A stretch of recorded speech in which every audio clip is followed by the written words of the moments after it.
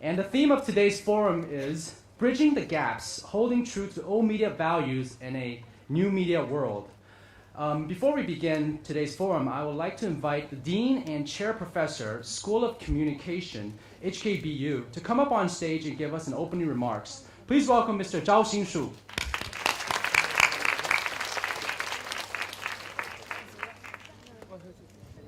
Is it on? Okay. I'm a professor too, so I profess to the students. So I will say a few words to the students. There is enough welcome said, so you all know that we welcome you. We are delighted you are here, but we are also delighted the students are here. So let me ask, why are we here? The obvious reason is we are here for Pulitzer. We are here to listen to the Pulitzer winners. But why Pulitzer? Well, Pulitzer is the Nobel Prize in journalism. Mr. Nobel made a mistake of not including in the Nobel Prize the field of journalism.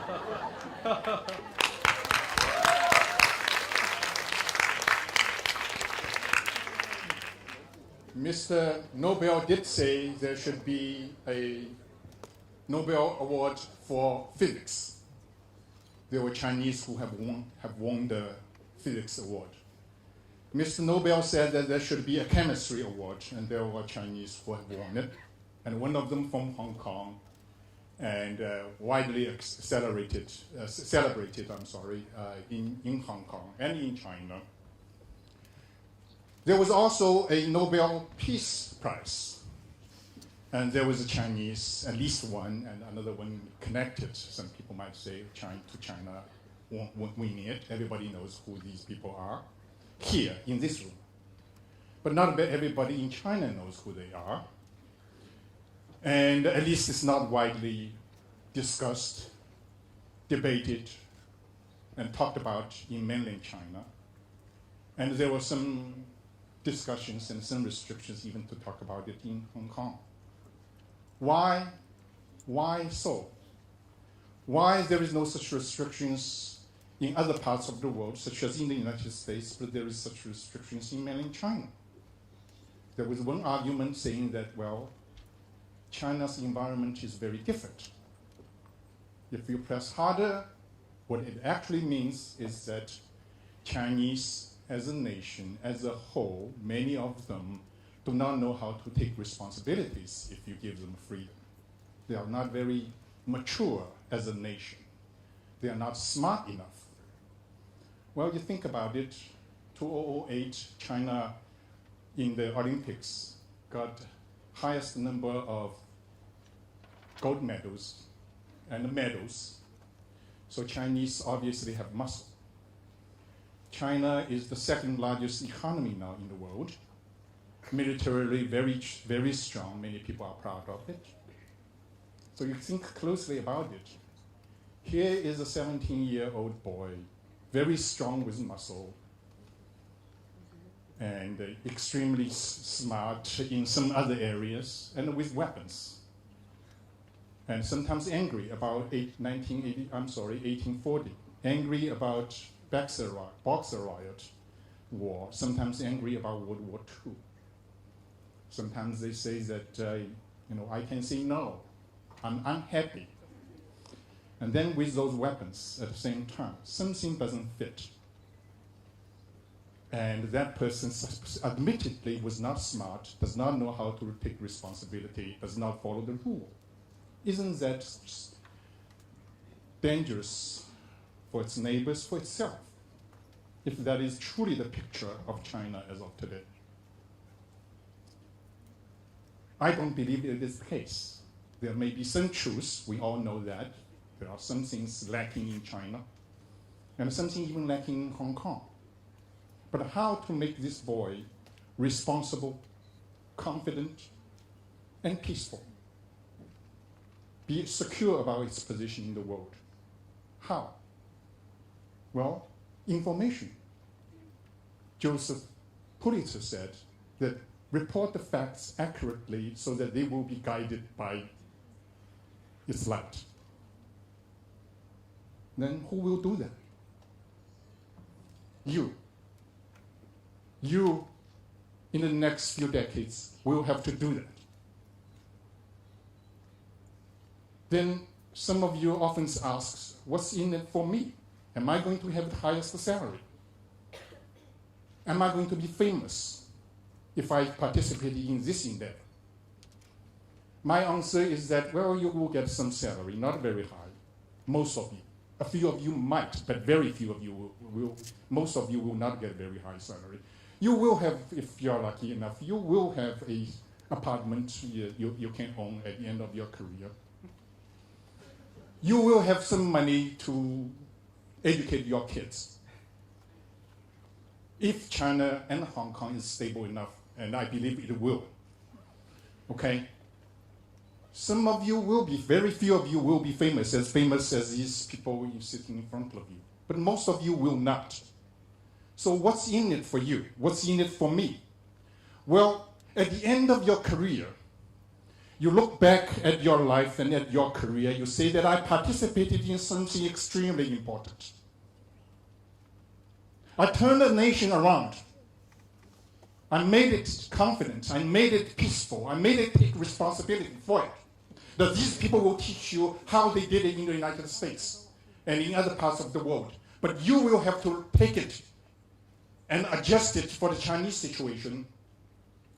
And you, only you, can do it for Hong Kong and China. Thank you very much.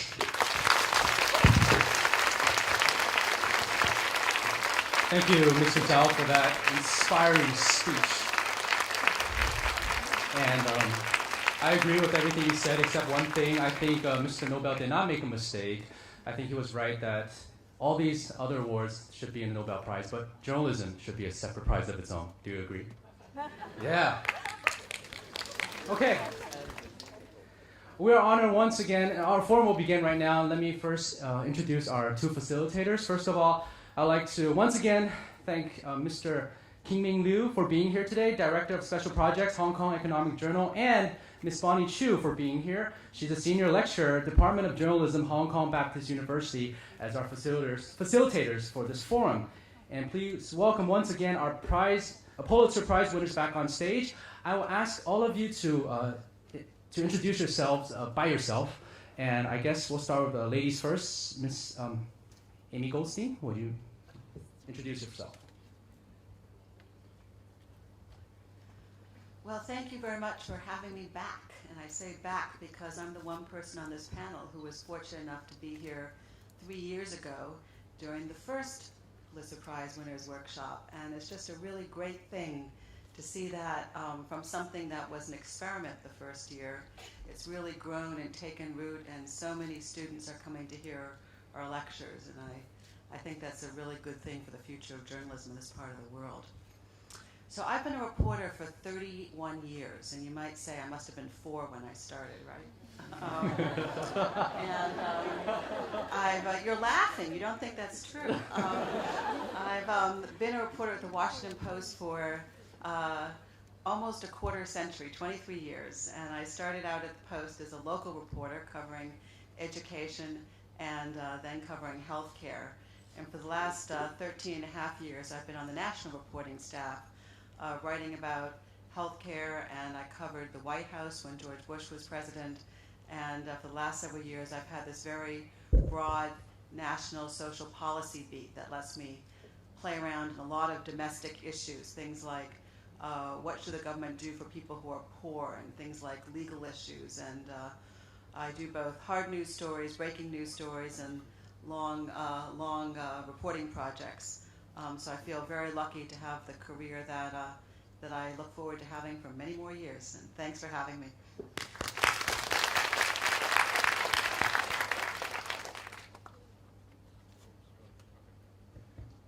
Hi, Shai Usher, currently with the Wall Street Journal. I just want to point out that the Pulitzer Prize ceremony is probably less formal than what we had today. It's a lunch. It's not a dinner.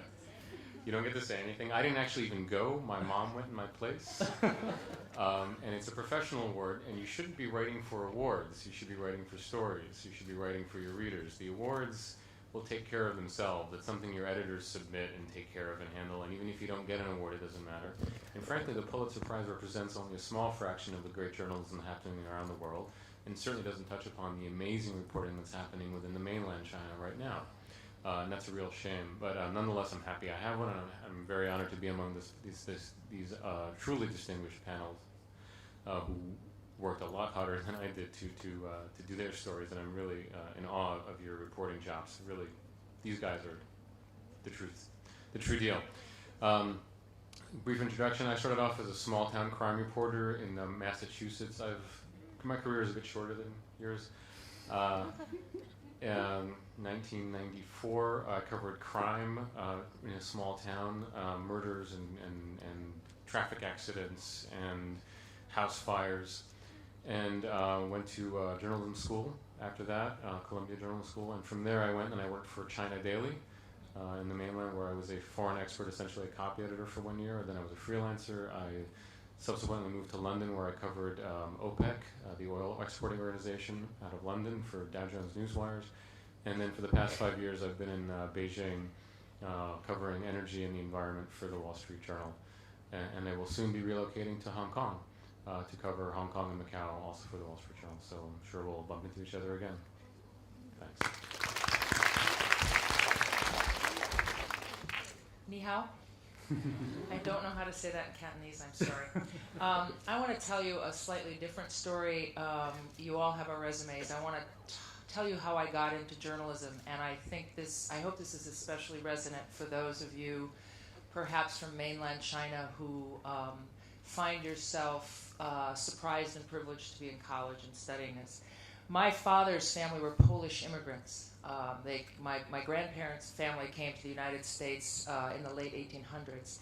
And I was born and grew up in a very, very small town. I remember one of the first times I was in China, I asked someone I met where they were from, and they said, oh, it's a very small village.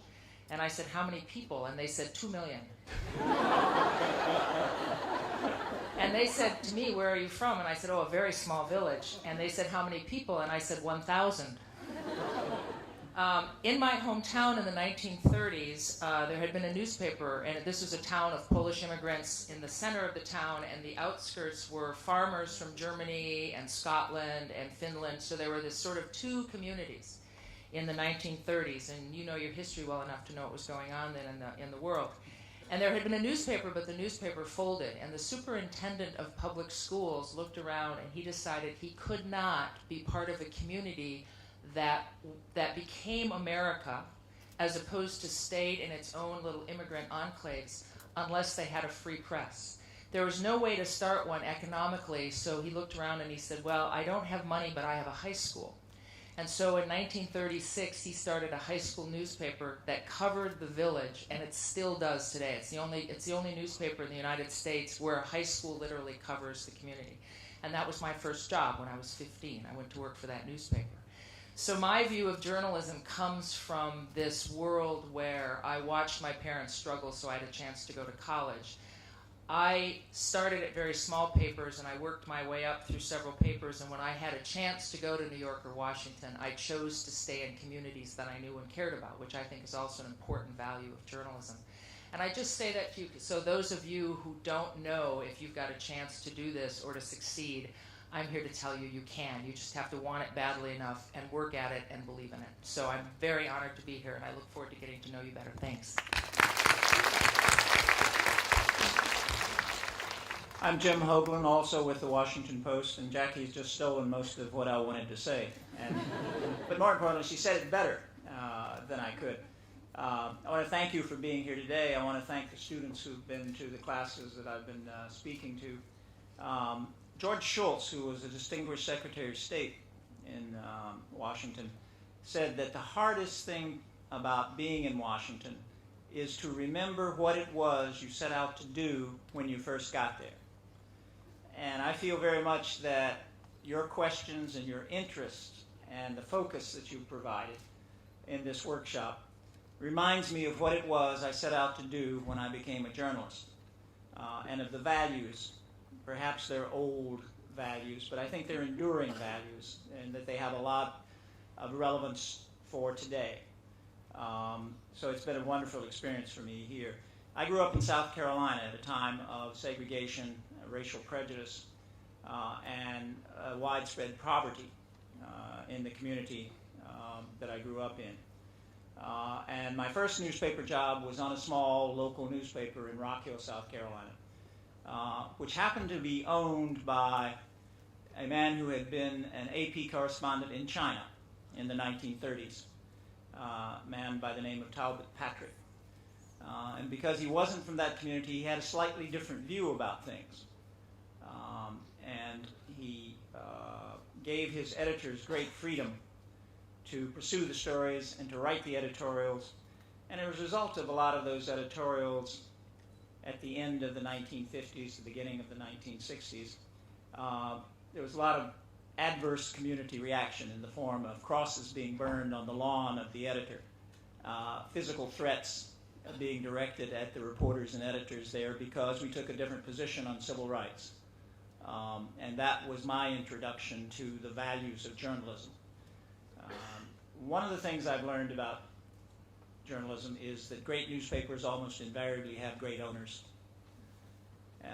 who give their editors and their reporters the freedom to pursue the first rough draft of history, as Phil Graham of the Washington Post has said. I worked at the New York Times before I worked at the Washington Post, and both of those newspapers had great owners who allowed their editors to pursue that information. I was a foreign correspondent. I came to work for the Post from Paris, where I was for the New York Times, and the editor who hired me, Ben Bradley, and I both agreed that although I wanted to be a foreign correspondent, it was very important for me to work on the local staff, to learn the community in which the newspaper was published, to learn about the institution of the newspaper itself. And so I've been foreign editor, and when I became foreign editor at the Post, I insisted on people who were going overseas to have that same kind of grounding in the local staff. I've been writing a syndicated column since 1986, and enjoy it greatly. So I'll leave it there.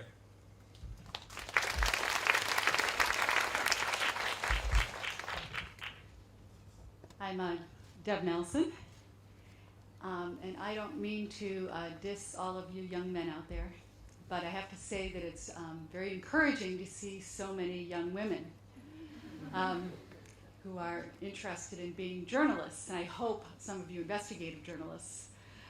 Way back when I started out as a young investigative reporter, there were not many women, and in fact, my editors kept trying to steer me into feature writing. One tried to make me a fashion writer. But, and so I had to, everybody talked about Woodward and Bernstein as the models. And as a young woman, I had to search for my own role models. And there were role models that we weren't taught about. But my personal one was Ida B. Wells, whose biography is a lot more interesting than mine, and she's been my inspiration through good times and bad. She was the daughter of slaves, and her parents died in an epidemic, and she had, as a teenager, she had to raise her siblings. So she went to work in a school, and she started writing about the lack of opportunities, the disparity in opportunities for African Americans in education. She was fired for that, but that didn't stop her. She opened up her own newspaper, and when she reported about white mobs murdering, lynching African American businessmen, friends of hers in town, they ransacked her newspaper and drove her out of town, but that didn't stop her. She went to work for a magazine in New York, and she continued on and documented, methodically went through the South documenting lynchings. And her work led to anti-lynching laws, led to some really important changes. So through good times and bad, and we're going to be talking about some real stresses on the business today, I always keep her in mind because I think, if she could overcome all that, then I think we can overcome a little bit of digital stress.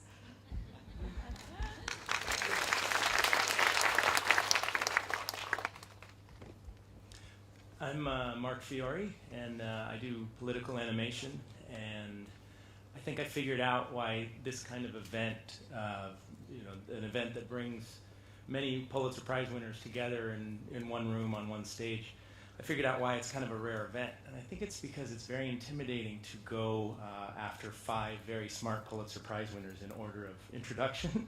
But that's why I left out my art. Oh, good. Yeah. You should see what she's drawing here.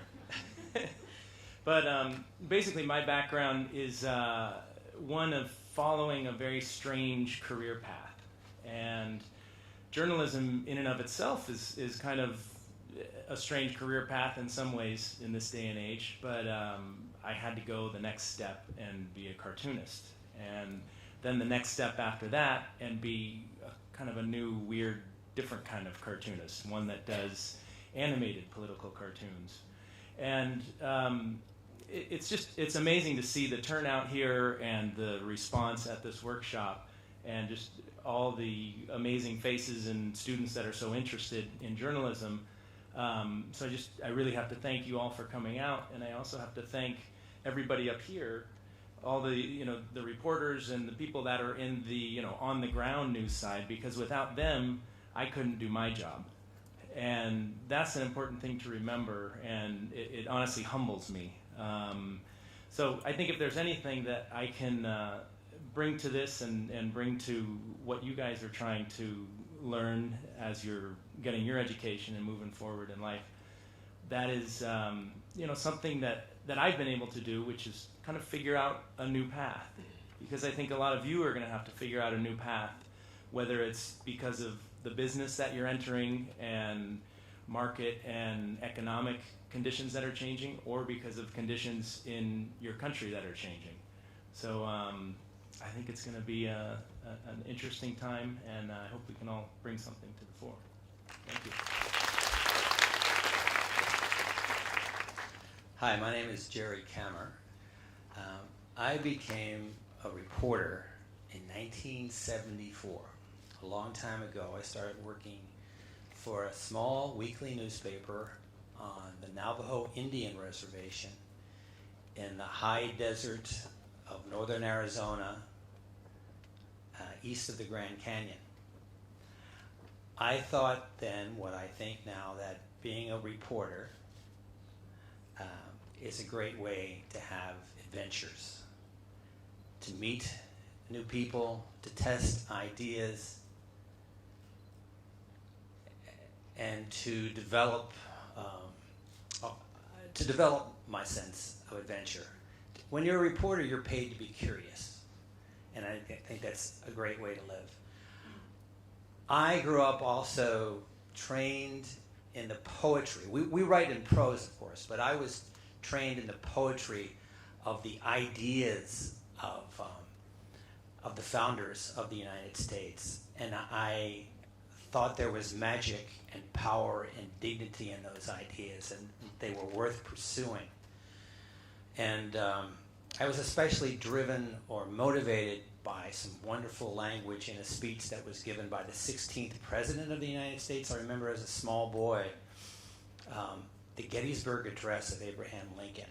It's the speech that begins, 77 years ago, our fathers brought forth upon this continent a new nation, conceived in liberty and dedicated to the proposition that all men are created equal. I thought that was wonderful. It's a speech that ends. He gave that speech in 1863 after one of probably the most important battle of the Civil War, the Battle of Gettysburg, which turned the South back. The South had been winning the war, and after that, the North began to win the war. And Mr. Lincoln, when he dedicated a cemetery at that battlefield, he talked about the importance. He said, that we here highly resolve that these dead shall not have died in vain, that this nation under God shall have a new birth of freedom, and that government of the people, by the people, for the people, shall not perish from the earth. That is the poetry. It was a speech, but it was a poetic speech. That's the poetry of my country. That's what we claim to believe in. And I think it's a great public service for a reporter to go out and learn about the way that power is being used by our elected representatives. And it's a great service to point out when that power is abused, to point out the difference between what we say we are as a nation and what we turn out to be. I think that's a great way to serve your community, to serve your country. It's a great way to have adventures. And that's still available, and I wish for many of you young people whose energy and idealism and hunger for adventures reminds me of myself, 30, 40 years ago. I wish you good luck as you seek adventures in your career, serving your country, serving your people, and helping your country find its way into its great future. Thanks.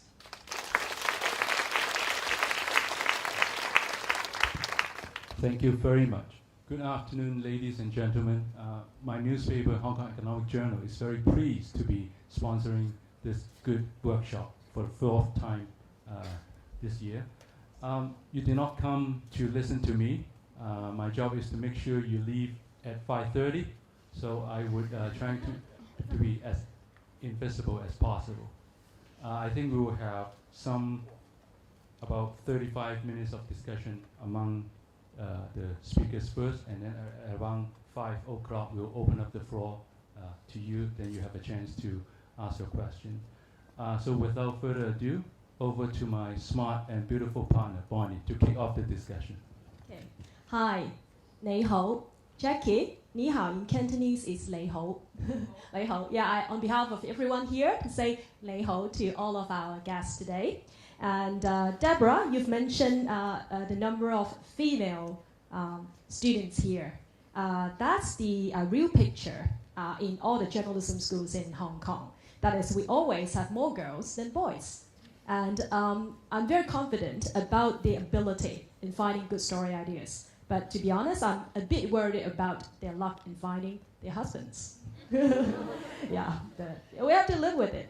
So today's topic is bridging the gaps, holding true to old media values in a new media world. We always teach our students, before you answer an essay question exam, define the terms, right? So before we move on to the old media values, the definition like attribution, verification, I would like to ask, what is the difference between the old media and the new media? Is the line between them blurring? May I start from Amy? All of you are welcome to just jam in or share with us your comments or views. It's a free-flow discussion. Okay, Amy? I'm going to start with kind of a dissident answer.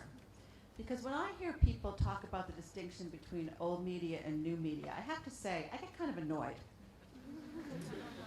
And I'm going to tell you one fact about the computer system in my newsroom that will help explain why I get annoyed. When I and all of my reporting coworkers finish a story, and we want to send it through the computer system to our editors, we have to fill out a form first. It's called a search engine optimization form. And what that means is we have to fill out words that if somebody's doing a Google search on my story might be the obvious words that they would search for, and our story would show up first, or at least early in a Google search. Now, what's the meaning of that? And our computer system will not let us transfer our story to our editors unless we filled out this form. Well, the reason that we have to do that is because at the Washington Post, which is an old mainstream newspaper, my editors are very, very, very concerned about putting priority on our paper's website these days. At my newspaper, an old mainstream newspaper, we have a lot of bloggers who are working for my newspaper. And if you go to look on some of the so-called new media sites, what will you find on them? You'll find that those sites are linking to stories from my newspaper and other mainstream newspapers. They need the work that we're doing to get out to their audience. So I think that there's a lot of interwoven stuff going on between the old media and the new media that make the distinction really overblown. What are blogs? Blogs are opinions that use newspaper stories to back up what they're trying to say. Is one way to look at it, right? Without reporters, blogs are just nothing, right? All generally with blogs, as known in the commonly accepted word of the blogger. The blogger is a guy who sits in his living room, surfing real newspaper sites and stealing our stuff, essentially, right? That's one way to look at it. But increasingly, newspapers are trying to say, oh, okay, there's this new thing called a blog. What is really a blog? A blog is just another way of saying article with a little bit more angle, right? It's just a slightly opinionated piece. So the journal increasingly has blogs. So we have something that we do in China called China Real Time, and so we're trying to appropriate this hip new thing called a blog, and the internet has posed a challenge to us, not because of the blogs, but because for a decade newspapers gave away all their stuff for free. And all of a sudden they're like, oh, we're losing money. Well, yeah, you gave your stuff away for free. Car salesmen don't give away their product for free, hoping that maybe they'll put an ad on the side and make money off of that. Right? Nothing personal against the Washington Post or the New York Times. But that's essentially what happened, and that's why newspapers are struggling in part is because Craigslist stole a lot of their ad revenue in terms of the classified ads, but also the newspapers themselves just shot themselves in the foot. So now we're trying to capture some of this traffic back, and so we set up blogs. But then how all my stories go online anyway. So how do I tell the difference between what's a blog and what's a news story? And so that's where internally we start having to try to figure out where do you draw the line. And so what we, at least on the China Real Time blog, do is we say, okay, the newspaper is going to be essentially, you're not going to break news in a blog. The blog is a place to do a little bit more analysis, maybe something that's sort of quirky or interesting. It's a way for you for people who are following China closely, to sort of bring in material that you wouldn't necessarily be getting to anyway. So it's a great place if I have there's an interesting analysis that somebody did at some research think tank, and I say, hey, this is really interesting, here's a link, you can go search it out yourself. Or what else do we do with it? It's a case where the journal is very reluctant to quote other competing media. And so, but sometimes if Reuters or Associated Press or the Post or somebody does a fantastic story, and so I can link to it on our blog and say, hey, this competitor's done a fantastic story. If you're interested in this issue, you should look into it. But these are sort of, honestly, the blog is kind of a marketing term. It doesn't really the word blog will, in 5 years we'll be talking about some other new thing we have to deal with.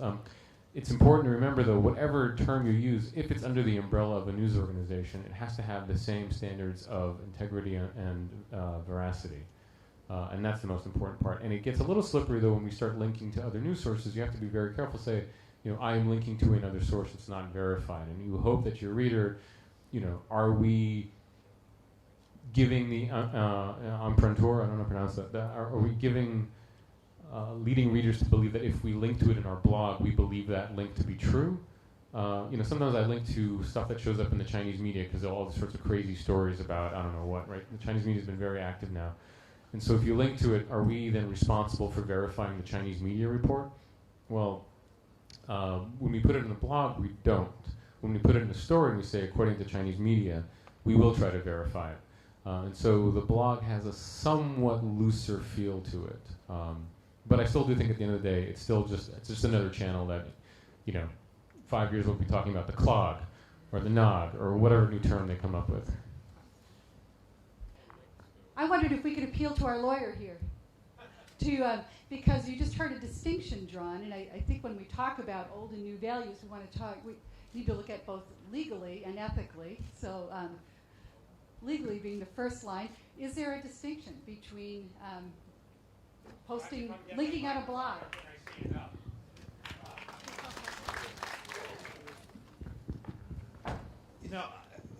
Is this on? Okay. I don't even pay attention to the different, when people talk about the old media and the new media. The rules are the same depending whether it's digital, whether it's on newspaper, whether it's on TV, whether it's on parchment. I don't care whether it's scratched in stone. The rules are the same regarding verification of the product, the care that you give the product, and the like. And when I hear of people doing things, for instance, when newspapers started going online, whenever there's a new technology, people start doing crazy things, thinking that the rules are somehow different. And so what they do is they abandon their standards for accuracy and for quality, and they say, well, we'll just put the first draft out there and we'll change it throughout the day while we learn new facts and while we correct facts and all of that. And all you're doing in that is you're diminishing your product. You're diminishing the value of your product. And that becomes even more important because under the old rules in the old media, a newspaper in town had a monopoly on its readers. And if you made a mistake, well, you made a mistake, it was embarrassing, but they had to come back and read you the next day because there's no place else to go. If you sacrifice your credibility in the digital world, people will just go elsewhere, and they're not going to come back to you. So while in the old world where you had the brand of, say, the Washington Post, and people in Washington, D.C.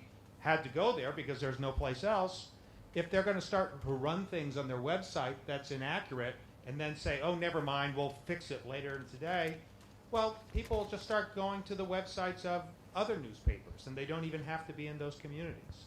So that's the danger that you play. And I would not fall for a second in either as a legal matter, because as a legal matter, there is no difference between the old media and the new media. But more importantly, in what you do and the quality and the care of what you give, you must put all the effort that you put into something on digital as you would in paper or broadcast. Thank you. Jackie, do you agree with Daniel, and especially when he talked about accuracy? And what happened to verification in our new media world? Well, it kind of depends on, where you go. Some newspapers are still being very careful about it, and others have gotten very frightened about their business position and have gotten looser. This is not a very popular statement, but my belief is that we have a very broken business model, and that is very, very, very serious. I don't think the journalism is particularly broken. That doesn't mean we can't do things better. That doesn't mean we didn't get a little too isolated from our communities. But a lot of what's wrong with the press right now is being laid at the hands of the newsroom as opposed to being laid at the hands of a broken business model. And I think that becomes problematic because we're talking off point. We need to be talking about journalism. I'm never going to make a dime in my life. I am just not wired to do that.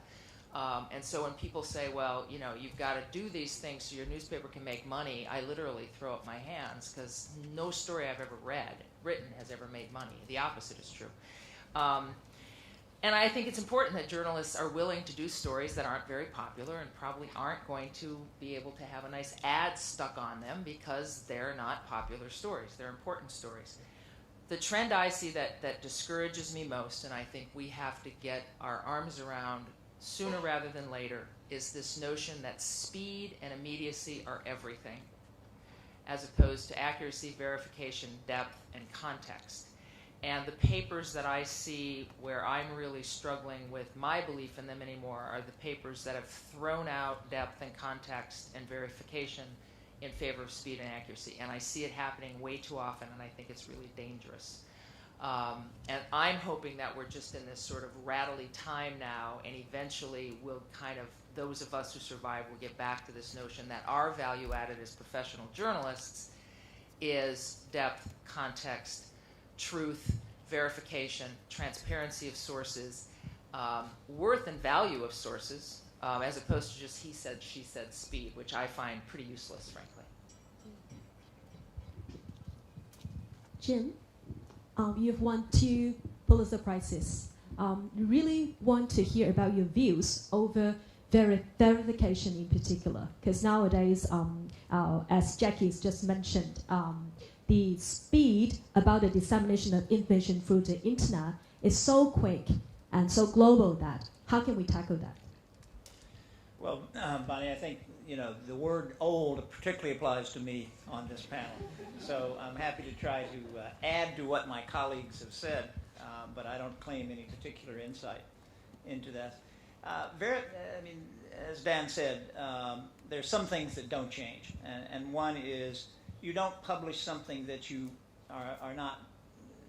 do not have a good basis. You do not have 2 independent sources to believe is true. You don't go out and check it later. You check it before you publish it. I'd like to say that that's always respected, both in the old media and the new media, but it is not. One of the things that's happened is that the existence of the internet, an electronic form of journalism in which you do not have the same kind of gatekeeping function that you do in the mainstream media, in the print media, is that there's a lot of information that exists in kind of a netherworld. And you're not really sure if it's true or not true. And today, newspapers, even including, alas, the Washington Post, will take the existence of something that's reported on the internet that we cannot verify is true or not, but we will now report it in our news columns. And I think that's a mistake for us to do that, but we do it. The other thing that's important, that is different, that is a change, two other points I'd make. One is the most frequent decision that an editor makes at a newspaper is what not to publish, because a lot happens in Washington and any other place in the course of a day. And when you come at the end of the day to choose the things that are important enough to bring to the attention of your readers, you leave out most of the things that happened that day in your community. The internet has an inexhaustible amount of space. It can publish everything and seems to do just that frequently. How many of you know what I mean by WikiLeaks? Many people here aware of the publication recently of an enormous amount of fragmentary, unverified, but sexy because classified material online by an outfit that calls itself WikiLeaks. And I'm not passing judgment on the value of their having done that. I'm just saying a newspaper could not do that. And it was interesting that in the case of this online publication, WikiLeaks cooperated with the New York Times, The Guardian, and a couple of other newspapers. The newspapers would not publish names of informers in the Afghan military, for example, because that would have put them directly in harm's way. But the people who run WikiLeaks had no hesitation about doing that. So the internet has unlimited space. It has and it has a certain volatility. I've discovered one thing in sitting down to write something online as opposed to writing it for the paper. I discovered that when I sit down to write for the newspaper, I was almost unconsciously visualizing what the column would look like in print. I was thinking about the balance of sentences, the structure of sentences, how they would look in print. When you sit down to write a blog or a column going online almost instantly, you become very aware of the immediacy of the situation. And I find that I write in a much more heated tone, in a much more black and white situation than I do when I'm writing for print. And I'm not and I think that accounts a little bit for the polemical nature of so much of what appears in online journalism. So I think those are some of the problems we have to worry about. I do think journalism, like most things in America, tends to be a self-correcting mechanism. In a society like ours that is as free as ours, we will go off track. As Winston Churchill said, Americans will do the right thing after having exhausted every other possibility. That's particularly true of journalists, I think, in many ways. But that does mean we have a chance to correct our errors. Well, let our three remaining speakers have a quick take on this question before we move on to the next one. Deborah? Yeah, when we talk about old versus new values, I have to stop and ask, what do you mean by old? Because there was a time, certainly in the U.S., journalism history, actually quite large chunks of time when we were fast and loose with the facts, when journalists made things up as a matter of course. Really, what we're talking about are the values that we've developed now, which I think are really good values that we're practicing now. I bring up the fact that journalism has gone through fast and loose days and very careful days, because I think that gives me hope for the future. That these are trends, just as you said. But I think that the values that we've had most recently, developed most recently, are really good ones that we want to preserve. You brought up the WikiLeaks example, and I think that actually WikiLeaks is the current situation with WikiLeaks is a good example of how the values that we developed as journalists can be passed on to people who are practicing collection and dissemination of information but are no longer journalists. We can't stop that from happening, but what we can do is try to influence the people, everybody who's come to the table to adopt those responsible values. And let me tell you why WikiLeaks fits that. The first time that WikiLeaks published leaked documents on the Afghan war, they didn't do a responsible job. They didn't properly redact, black out the names of informants. They put people at risk. They were not careful. But there's a big reaction to that. And this time around, they did it right. This time around, they took the documents. When they got the documents, they didn't put them out on the web. They went through them very carefully. They gave them to the New York Times and to several other publications under the agreement that everybody would take several months before posting them and using them and publishing them to both analyze the documents, to give everybody time to analyze the documents, to give them time to black out sensitive information, give them time to check with U.S. government to see if there was anything left in there that could jeopardize somebody's life. So the second time around, you saw a new version of, you saw WikiLeaks, which is kind of an emerging method of delivering information to people, uncurated information to people, adopting the values of journalism, and I think to the betterment of everybody. I'm sorry, that was a little bit rambling. Do you know what I mean? I hope so. I know exactly what you mean. That was Thank good. you.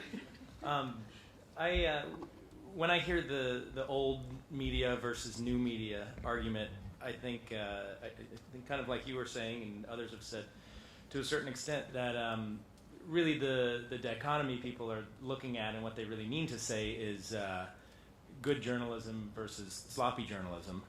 And that doesn't mean that all new media is sloppy journalism. It just means that more recently it's a little easier to make sloppy journalism happen online.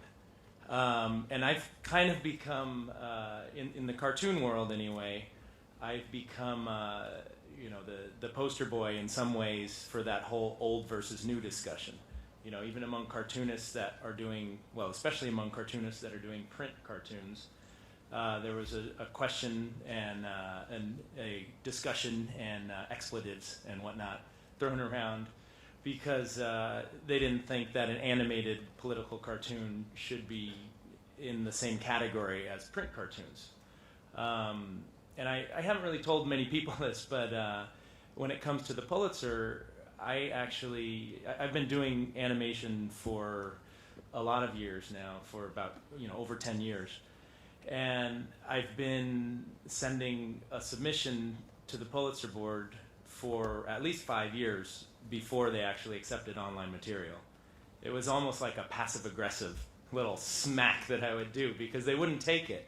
And I would just keep sending it. And I would get the call from Columbia, and they'd say, "Hi, this is blah blah from Columbia University calling." And my heart kind of flutters a little. I'm like, "Oh my God, did I win?" And they would say, "Well, we're just calling to see if you want us to tear up your check or mail it back to you. To enter your work, they include a check in there." So, and what I see and what I tell people is that I can do terrible, slanderous, libelous, unresearched, undocumented political cartoons that are animated, and they're not going to win. They're not going to be a good piece of journalism. You can also do terrible cartoons that are in print, and they're not going to win either. They shouldn't win either. So I think it's really kind of a bogus discussion to figure out, old versus new. It's really just it's journalism. It should just be about journalism and about doing good work and backing up the work you do with excellent research. And that's what I try and do. Okay, I agree completely. I think the values are permanent, are transcendent. They don't change. The question is, are we going to have a delivery system? Are we going to have a way of doing the work that we believe is important? And what's the most essential work of journalists? I think in our country, in a democracy, we think it is to tell the people how power is used in their name by the powerful, and especially how it is abused. And so I don't think I ever question what is the difference between old values and new values. Values are our expression of what we think is important. And I think what is important in journalism is fixed. It's eternal. It doesn't vary with the delivery system or with some new technology. Some of you the other day may have heard me quote Edward R. Murrow, one of the most revered, legendary American journalists. I think he was born in 1909 and became a leading figure during World War II and was prominent after World War II and became despairing as to what he saw as a lack of values in television. And he said in a very famous speech he gave in 1958 that television, unless it is imbued with human values, with the transcendent values, and he meant the fundamental values of journalism, he said it's nothing more than wires and lights in a box. We can say the same thing about the internet. Unless we bring our values and use the instrument to express our values, the internet is just a big, fancy, trivial toy. But it can also be something which serves our society. And at its best, it definitely does that. And I think it's the job of you young people to find ways to make sure that the good is not overwhelmed by the cheap and the trivial and the loud and the Britney Spears type nonsense that is so attractive, at least superficially. Could I interrupt you for a second? I just want to point out one thing. We're talking about we're very Western biased. If you want to talk about online traditional values in, say, Chinese media, it's kind of the reverse. The problem in the Chinese media is the gatekeeper prevents good journalism by and large, and so when you go online in the blogospheres, that's where you see the really good stuff happening. And so it's the reverse. And so we're worried about the internet is going to reduce our values, and the exact opposite is happening in the mainland. The internet is helping them raise their values. And so I think it's just important that we're talking from our perspective, and what you guys are experiencing is very, very different. That the gatekeeper in particular is the issue there. The also thing is, the internet is allowed lowered barriers of entry, and there's good stuff that's only online. For example, Politico has emerged from nowhere, essentially, to become a highly respected political website, and it's news. I don't know how they sustain themselves, since news is essentially a money-losing process. But if you compare them to the Drudge Report, which is kind of rumor-ish, whatever, but it looks like, you would know better than me being inside the Beltway, but my sense, the Drudge Report, when it first came out, was revolutionary. It was changing the world. You don't really talk so much about the Drudge Report anymore. Now it's Politico, which actually is a bunch of reporters working online that people talk about as setting the agenda. Thanks. I just want to point out we'll get going, but I just want to say that Politico was actually started by two of my colleagues in the Washington Post, so they started out with really sound values. And just one correction, they do have a print publication, which actually is what supports them. Yeah, which is? Politico. Oh, really? Okay. Yeah. And tell them where they make the money from. Yeah, from the print publication, the advertising in print, right? The advertising is particularly from lobbyists in Washington, D.C. Oh, yeah. I didn't know that. Thank you. Actually, I think Kim Ming and I have a lot of questions to ask, but due to the time constraint, I would think we should move on to the Q&A time so that we can address more questions from the students. As the MC mentioned, our future Pulitzer Prize winners. So please feel free to share comments or questions regarding our discussion just now, and raise your hand first, and our colleagues will bring you the mic. And please tell us your name, and if you are from a particular institution, please also mention that, as well as the question that to whom you would like to address to. Okay? So Please feel free to raise your hands. Okay, the young, beautiful girl in blue in the middle of this hall.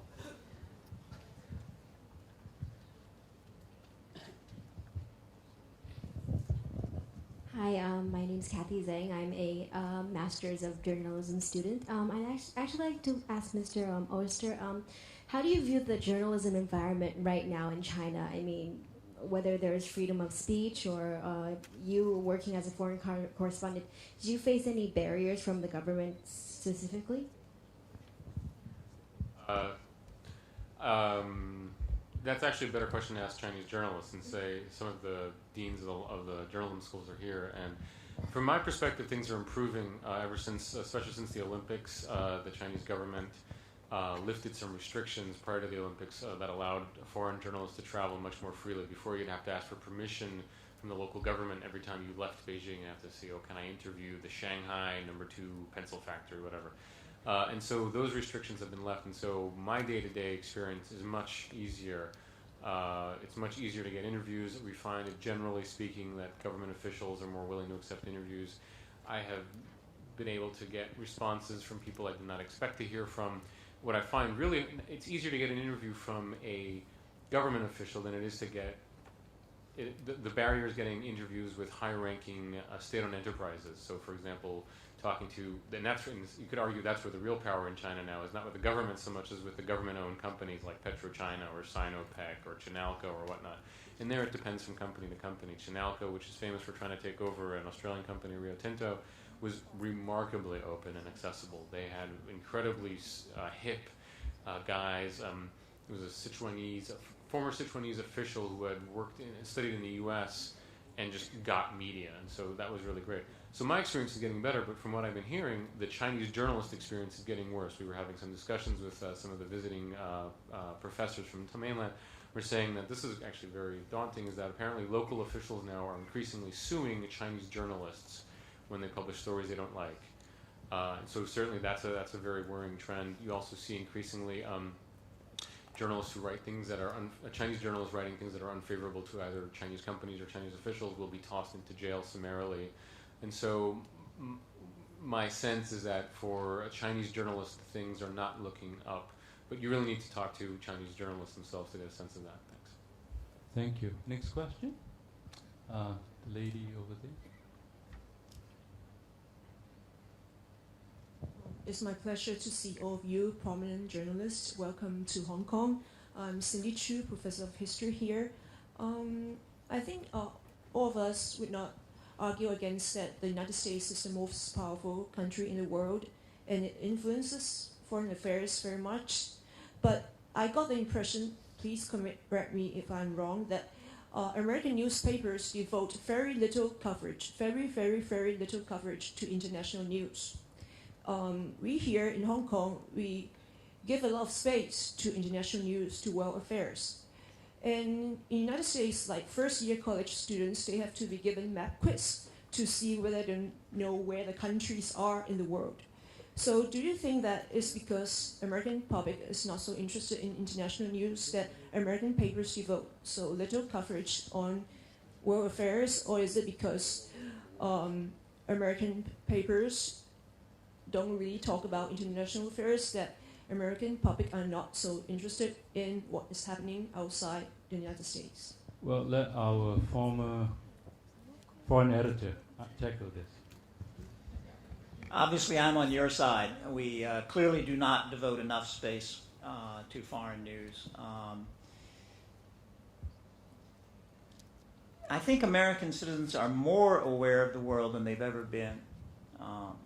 At some fundamental level, they understand that America is dependent today on good economic and political relationships with the rest of the world. But that doesn't mean that they like that fact. And in fact, they react against that frequently in elections, as we've just seen in the United States. And the economic problems that newspapers and now television networks have that Jackie was talking about in terms of the broken economic model means that foreign news, which does not bring in revenue in the way that local or national news does is being reduced. We've been through the golden era of foreign news in American newspapers. When I became foreign editor at the Washington Post in 1979, we had 12 bureaus overseas. And when I left 6 years later to write a column, I boosted that number to 20 bureaus overseas. We're now down back to 12, unfortunately. But the New York Times, the Washington Post, and a handful of other newspapers do continue to try to cover, with fewer correspondents, about the same amount of space in the newspaper is devoted to foreign news as it was before. But the trend is discouraging. The trend is the same way in television. I now, in Washington, to get foreign news, I have to watch the BBC. Fortunately, the BBC has a very good BBC America news broadcast in the evening. But I can't rely on any of the commercial networks now to cover any serious foreign news. So the thrust of your question is right. Your indictment is correct. But that doesn't mean that we're not aware of the rest of the world. It doesn't mean that Americans know in some ways, if you work at it today, primarily because of satellite television, you can get, in a place like Washington, you can get more foreign news than you've ever been able to get, because some channels on cable will now carry French television news, German television news, Russian, and CCTV has a half-hour broadcast that's available on cable network to anybody in Washington who has cable. So you can do more of it, and Americans are more dependent on knowing what's going on in the rest of the world. Maybe I could just summarize it by saying our knowledge of the rest of the world today is probably broader, but not deeper. I just wanted you to know that I actually have a statistic on this because I got it together for a Chinese delegation that was visiting University of Maryland. But Pew Research Center did a survey of American front pages and the first 30 minutes of television news. And I think about 10% of the stories involved foreign news that didn't involve the U.S. Another 10% involved foreign news that did directly involve the U.S. And I think China was, in terms of which countries were covered, China was third, this is from 2009, behind North Korea and Iran. Another interesting fact that I pulled out was that while U.S. Washington bureaus by U.S. news organizations have dropped dramatically in recent years, foreign press has grown exponentially in Washington, D.C. So we're getting to the point where I think that to read about Washington, we're going to have to check the Chinese press. Just counter, if you want to read about China in the American press, you got to go to the business section. If you look, the Wall Street Journal is actually, now that we're owned by a former Australian, I don't know, what nationality is Murdoch these days? Anyway, our editor-in-chief is Australian, and we've actually boosted our foreign pages. We now have around, I can't forget, we're always hiring around 8 or 9 journalists in Beijing. We have 2 more in Shanghai. We have operations here in Hong Kong. We have expanding on the Newswire side as well. And we're a small organization if you compare us to Bloomberg or Reuters. So if for the financial and business community in America, they are very aware of China. They're very aware of the international community. And any story, I mean, if you look at the Wall Street Journal numbers on the website, China stories are consistently among the most read ones. So yes, Main Street may not be aware of what's going on, and that's sort of a long-standing tradition of America. You know, it's a big country, and your neighbor is more America. You know, it's not like Hong Kong where you know, how much Hong Kong news can you have? Because it's only 6 million people, and right next door is, you know, very obvious in your face that you're part of a bigger world, or if you're France and you can drive into 3 other countries in the span of a couple of hours, right? In America, that has traditional provincialism. So Main Street still has that, but Wall Street is very interested in knowing what's going around the world because Wall Street's money is invested all over the world, and vice versa. The rest of the world's money is coming into Wall Street. That's right. Next question.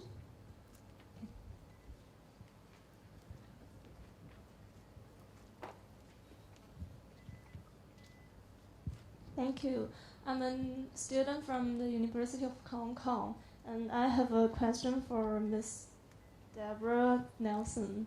And a few months ago, a crazy guy in mainland China went to a kindergarten and murdered many children. And it was reported, and the whole country was shocked. But in the following 2 months, 8 incidents of kindergarten murder happened, and all of them were reported. It is said that it is the media's report that inspired or instigated the other murderers to kill the children. I want to hear your opinion about it. Thank you. I suspect everybody here may have a view on that. It's something that we struggle with all the time.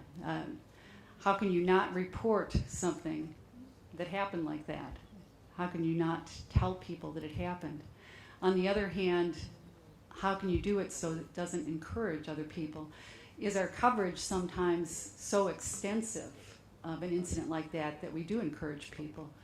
So the question, I think, is not should we report it or shouldn't we, but when something like that happens, how much coverage is too much? How should we report it?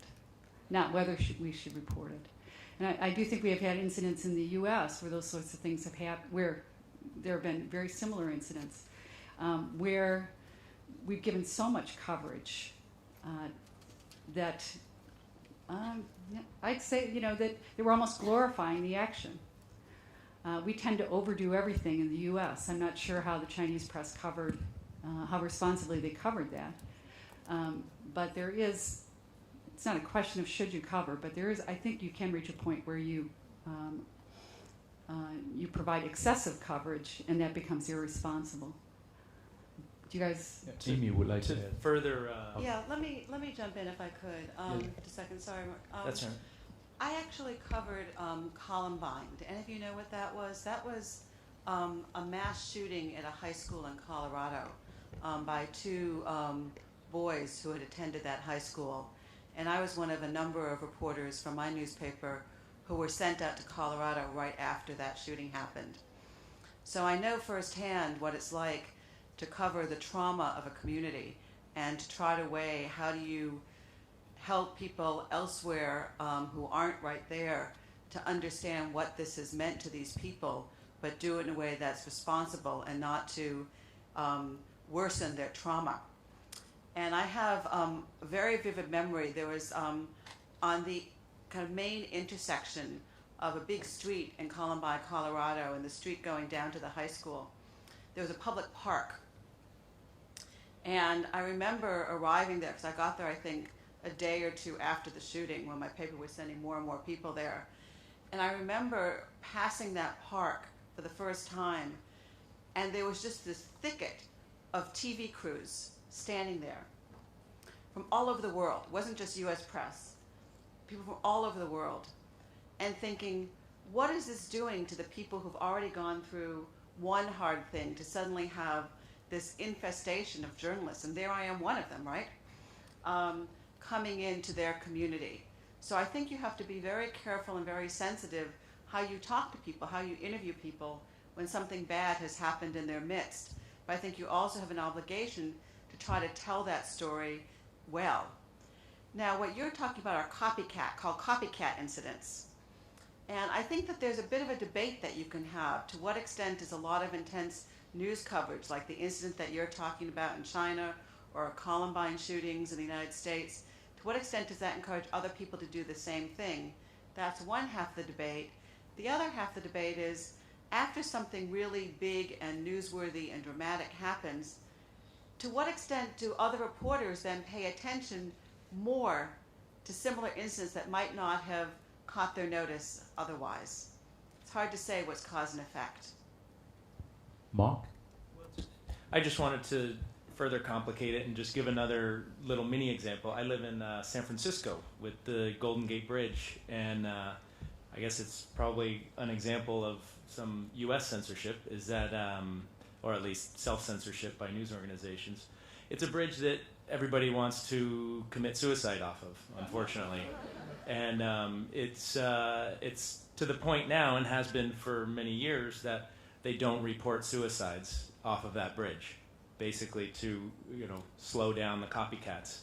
And when they do report it, was led to an increase. And it's a tough dilemma. I mean, I've kind of heard some confusion. I don't know if there's a perfect answer to this. Does it work? How's the suicide Well, rate? people still jump. Yeah, I mean they still jump, unfortunately. And there's but on the other hand, if you don't report it, does that then further isolate the whole problem of depression and suicide? And does that just ignore suicide? So, I can argue myself in circles for the rest of the evening. Do we report it so people can learn about depression and suicide and learn the signs and learn to watch for people that might need help? Or talk about bridge barriers and things like that to keep people from jumping? Or do we just hide it and pretend it's not happening and cut down on the number of suicides somehow? I'm leaning more towards reporting and addressing the problem head on. But it's tough. Next question. You go. Maybe this one Yes. first. Yeah. This lady here. Hi, welcome you guys too. I'm a student from International Dualism Studies in HKBU, and my question is actually regarding the decreasing credibility of the traditional media. Like, believe it or not, that people in our like my generation, they don't believe in CCTV, for example. Like, students even give CCTV very interesting nicknames online. So, what if people go elsewhere, for example, online, because they don't trust the traditional media anymore? This is the actual what is happening in China. And my question is also, do you experience, in America as well, any situation that the credibility of traditional media is also decreasing and the people are flowing elsewhere? Yeah. I would love to hear what Shay has to say about. CCTV is different, right? And Shai points out very, very appropriately that we're talking from a very, U.S.-centric point of view, and your situation is different. And so a lot of what we say, yay, good for us, and it's, so much hot air to you.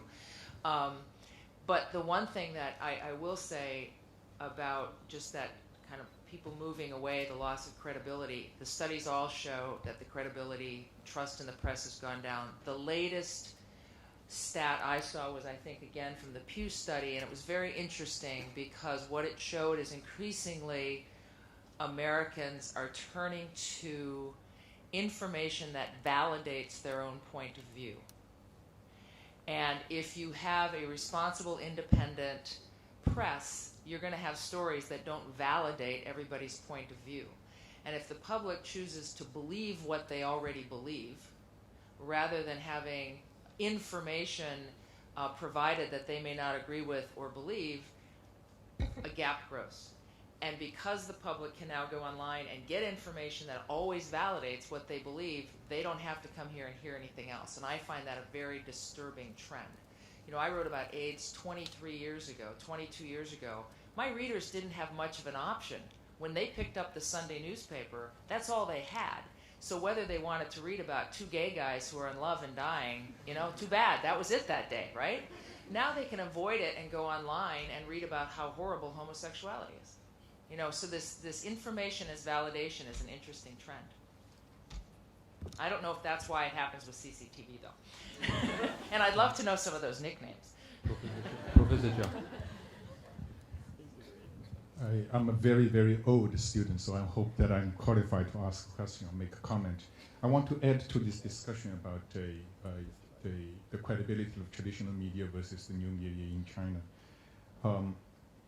I agree, yes, the so-called traditional media in mainland China right now has a credibility issue because of the government control. Also, the people in comparison then trust the whatever put on the online more. But I also think that the situation is more complicated than just that. Another thing that also worry a lot of us as educators is that online information is also not professionally produced, and there is not necessarily a good thing that it enjoys so much credibility. And even bigger danger is among us to say, throw our hands in the air and say, we can't do anything about it. And when the issue of ethics was brought up, for instance, in the context of professionalism, was brought up in Hong Kong or in China, then we don't want to add another layer of control in addition to what government is doing. Therefore, ethics is interfering with the freedom. And what many of us worry about is that there is less we can do about what government is going to do. We will push the envelope. We absolutely, it's the main cause of also the lack of ethics in both the traditional and the new media. But on the other hand, we can do more about build up a professionalism, ethical reporting, all of this in the things we can control more, which is the new media. But we are not having the consensus in that regard. Focus is more on the, for the lack of better word, on the enemies everybody knows. But I think it's the enemy that we don't see that is more dangerous, that is ourselves. And so I don't know, I don't have a solution, so I want you to add comment on that. Tell us what you would do in this situation. And personally, I'm frustrated about this situation. I feel like we should do more, we can do more, but on the other hand, we can do more. Well, let me just play devil's advocate for a second. The fact that CCTV is losing credibility is a bad thing. It's a great thing, right? You have the emergence of critical thinking, right? The Chinese consumer of media is developing critical thought and saying, I don't believe this media, I don't believe that media, I do believe this.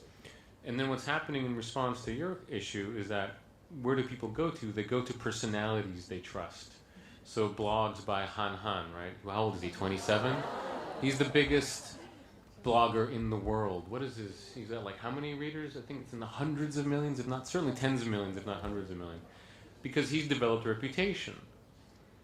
So, you know, Chinese, like, we bellyache in America about, oh, the media is struggling. There's a real revolution happening in the mainland where, you know, the loss of credibility is only an issue once it becomes a loss of readership and you know, people's daily doesn't matter anymore. There's government subsidized. But when Nanfang Zhuomo has to worry about, oh, it's not able to sell ads anymore because its readership is plummeting, then it's going to be a real crisis. But, you know, the online sphere is developing its own rules of engagement, and it's a messy, sloppy process.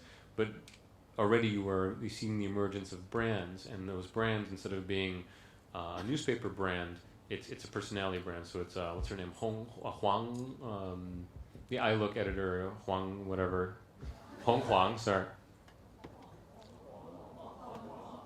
that sounds really funny. You should hear that. She's another person that people trust what she says, right? And so, you know, that's an encouraging sign. People, wherever they are, they still try to find credibility in some way. So there's that. The other thing is in America, for example, you know, what's this amazing golden era of journalism, right? There was like a brief era, but in the 20s and 30s, journalists were like alcoholic hacks, right?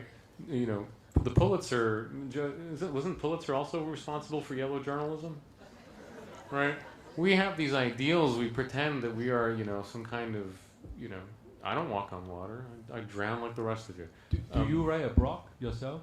Oh, I contribute to a blog. Oh, okay, because you're a personality, I should follow that. No, I tone it down, I want to keep my job. But, you know, and so if it becomes, I mean, what, some of the great, you know, newspapers in America were started off with a political angle, right? And so we had this era of objectivity, and perhaps we're going to swing back to an era of subjectivity. there is no ideal. I don't think there's a platonic ideal of what journalism is, in my opinion. Can I disagree just very quickly? I think there was a time when American journalism had a lot of irresponsibility, but one of the great things that happened was that we developed professional standards and the idea that there was a level to live up to. We were challenged by people like Bill Kovach, who ran a program at Harvard for a while, to have integrity, to have honesty, to submit ourselves to the science of verification. I thought that was part of the adventure of being a journalist, was to try to be honest. Now, the French have a system where they believe objectivity is nonsense. But we had an ethic of trying to get it right, trying to be fair, and trying to be fair to all sides. It's very difficult. You have bias. There's no question there's bias, but you try to put your bias in the background and report honestly about all sides. I think that's a really neat thing to do, and I think it has value, and I think it takes a special type of dedicated person to take on that job. I think that's a standard still worth living up to because I think it serves society. I play devil's advocate. What do you think about the British press, where it's clearly... I don't know enough about the British press. I really don't. Oh, okay. Well, there's a different model, though, one of very opinionated reporting, but still can be very, very good reporting. I myself ascribe to your ideal, but I've seen other ways work, and what's interesting is it engages the readers because it's so clearly driven from an angle. It's a polemic. It's more of a polemic, I think, there. And I don't know, you young people, as China emerges, and China is on its way to becoming the most powerful nation in the world, quite possibly, what ethic are you going to define for yourselves? That's something you'll be dealing with, I hope, creatively and openly and honestly, and challenging yourself for a long, long time. And I wish you really good luck doing it. I'll be watching from the old folks' home. Man from the second row. Hi, my name is Matthew. I'm the spokesman for the U.S. Consulate General. I believe I met some of you at the lunch that we had before coming here. And I really appreciated that last exchange that you guys had kind of about objectivity. And I have another question that kind of attempts to take that and apply it to the local market in mainland China. Specifically, a lot of the students here, especially the grad students, are from the mainland. And when they go back to China, they're going to face a really different job market than what you guys have in the U.S. And I don't mean just to talk about the difficulties of the U.S. economy, but specifically, they'll have a lot of opportunities to work for state-owned media. And that would include Xinhua, CCTV, People's Daily, those types of organizations. And the government of China right now is investing a lot of money trying to expand those organizations to give China a greater mouthpiece on the world stage. Now, my question is, those people who work at those organizations have, I believe, different responsibilities than you do where you work. There are such things as independent journalists in China as well. There are people like Han Han kind of personalities.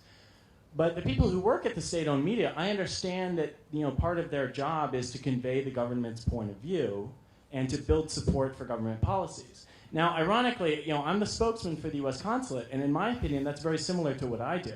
But I don't call myself a journalist. So my question is somebody who works for CCTV or Xinhua a journalist?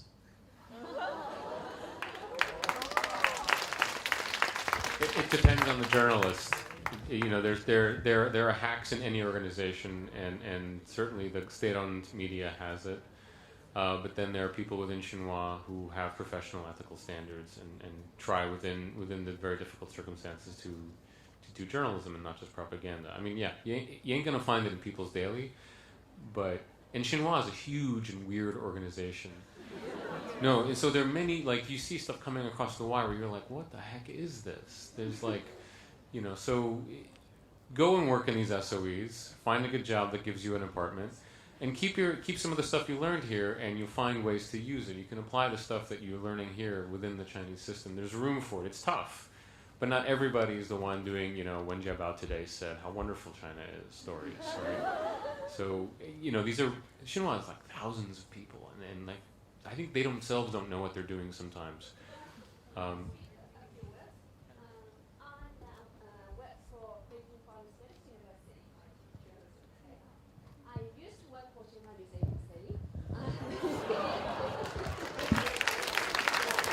So do you call yourself a journalist? Yes, of course. I I worked there actually for about 9 years, a little bit less than 9 years before I went to Australia for my PhD study. You know, Xinhua is really big, and when I was there, I think 10 years ago, it was about maybe that we had more than 10,000 people working. Yeah, this is really giant organization. Whether you call it real news organization or not, I think it's a kind of a mixture. We do produce some news, good news stories too. And of course, now I cannot say we anymore because I don't belong to Xinhua anymore. And Xinhua does produce propaganda because it's state-owned and it's state media organization, a state, or we say national news organization, and it has the responsibility to, to convey what the government is trying to convey to the public, and we call it it's a kind of, we want to let the government policies understood by the public, and we also need to have the public voice heard by the government so that improvements can be made. That sort of things. It's a kind of mixture. You cannot say it's completely propaganda. It do produce good news too, and we really have good journalists there. Of course, we don't have this, how can we say, the rights or something that you journalists in the United States have. We really we have more difficulties. Sometimes we have to deal with difficult situations. When we do have stories we want to publish as a journalist, and we will be told, you'd better not to publish maybe now, maybe we can do that later.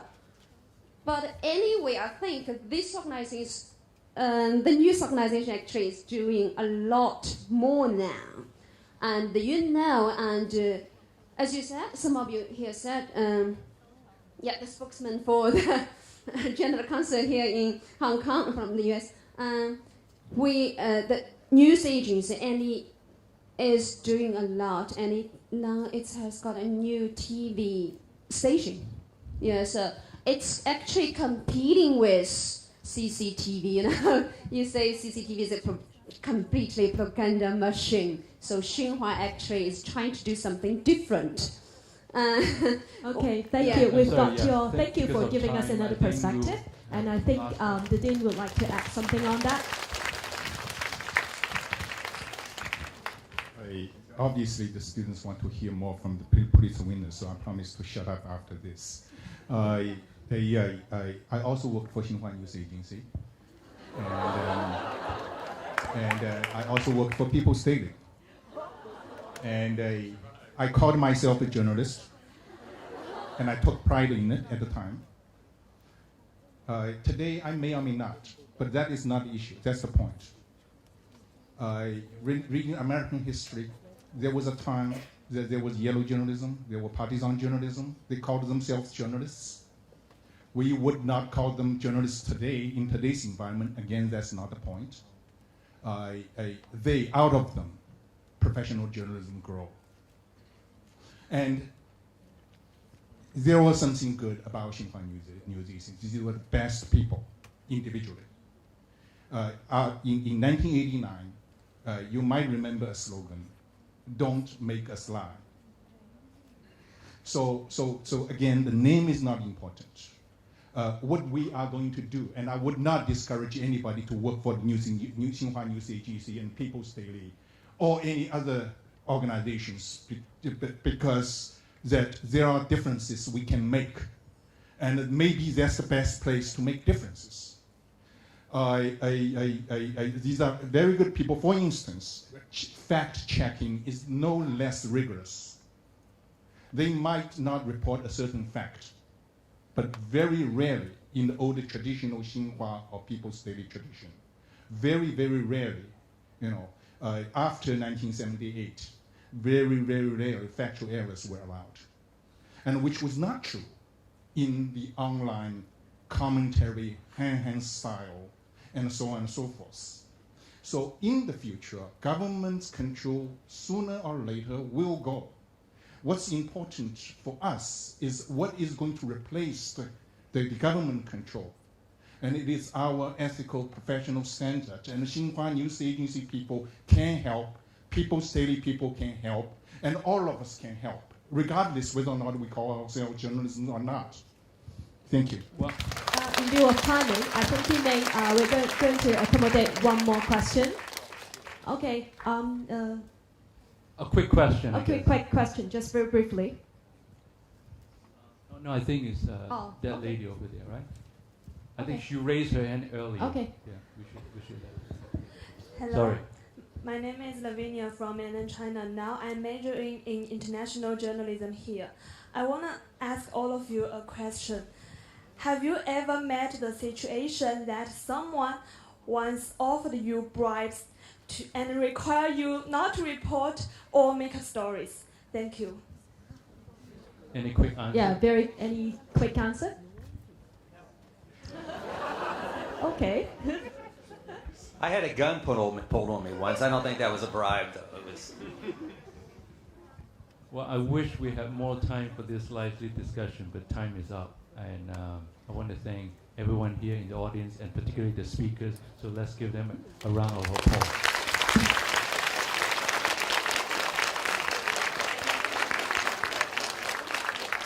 Thank you, King Min.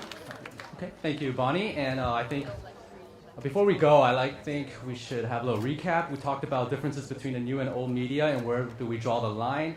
And Shai left earlier, but he talked about blog, and he talked about maybe 5 years we're going to have the nog or the clog. But I can tell you the blog is dying, and what's up is it's what we call Twitter, or in China we call microblog, Weibo. And like Mr. Zhao, who left us, he's right there, it's very frustrating that the minute I post something sensitive, like the Nobel Peace Prize, and it just gets erased, and those gatekeepers really work around the clock. And regarding that lady who talked about how journalistic students have to learn about I think the global geography and other capitals. You know, I was in an American school back in Singapore, and I had to learn all the capitals of the United States, 50 states, and then onto the globe of every country in the world. So I'm sure my fellow American students, they do know about the world, but somehow as they grow older, they kind of forgotten about that or overlooked about that. But they really do know about international news. And I think the thing about international news that is more covered widely here in Chinese media is because a lot of the local news are not allowed to be covered in the Chinese media. That's why we have to talk about international news. I know, because I work at one. And we are, Professor Zhao, we're trying to push the envelope. We're trying to cross that line. We're playing with that line. It's a fine line, but we're trying to do that. And Mark, San Francisco Bridge is a beautiful place. I'm from the Bay Area, and it's a nice place to jump off from, to take a dip. And CCTV, that young lady asked over there, CCTV is becoming a propaganda, we're losing credibility. It's okay, switch to other channels, you know, like Phoenix.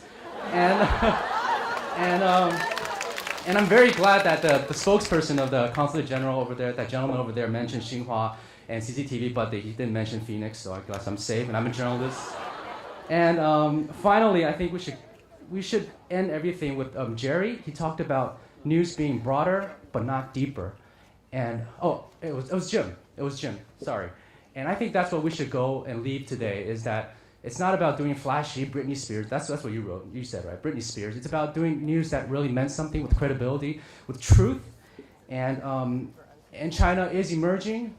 And what kind of values are all of you going to bring out into the world? It's not about manufacturing goods. It's not about making cars with cheap T-shirts, with cheap TVs. But what kind of values, Chinese values, that we can manufacture and export to the rest of the world. Okay, so now I'd like to give out souvenirs to Mr. Liu and Miss Chu. And I'd like to first welcome Professor Yu Xu, Executive Director of the Pulitzer Prize Winners Workshop, to present the souvenirs. Mr. Liu, Bonnie, please. Old friends, yes.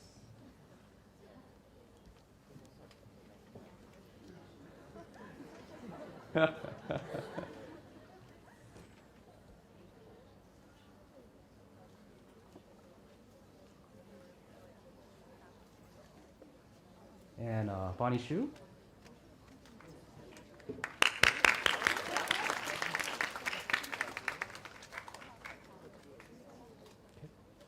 Thank you. Thank you. Okay, ladies and gentlemen, that was the final presentation of souvenirs for today. And that concludes today's forum. Thank you for joining us. We hope to see you again next year. Thank you.